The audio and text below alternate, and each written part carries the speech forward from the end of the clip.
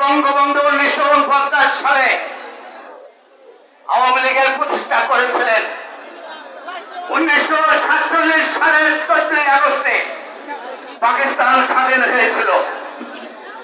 পাকিস্তান স্বাধীন হয়েছিল 1947 সালের 14 আগস্টে। বঙ্গবন্ধু স্বাধীনতার পরে বুঝতে পেরেছিলেন এই পাকিস্তানের স্বাধীনতা এটা বাঙালি জাতির জন্য নয়। এক বছর 10 মাস 9 দিনের মাথায় বঙ্গবন্ধু এই আওয়ামী লীগের প্রতিষ্ঠা করেছিলেন। বঙ্গবন্ধুর যে দূরদর্শিতা পাকিস্তান স্বাধীনের পরপরই আওয়ামী লীগের প্রতিষ্ঠা করেছিলেন। সেই 49 সালের পর থেকে বঙ্গবন্ধু মানুষের নেতৃত্বের জন্য সারা বাংলাদেশে আমরা সেই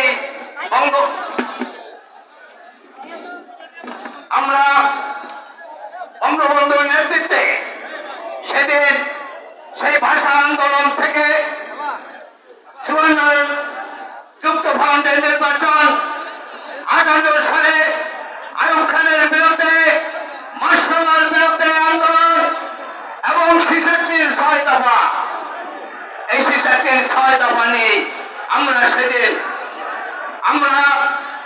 সেই আন্দোলন করে 6 দফা আন্দোলন করে বাঙালি জাতির 6 দফা দিয়েছিল বঙ্গবন্ধু। সেই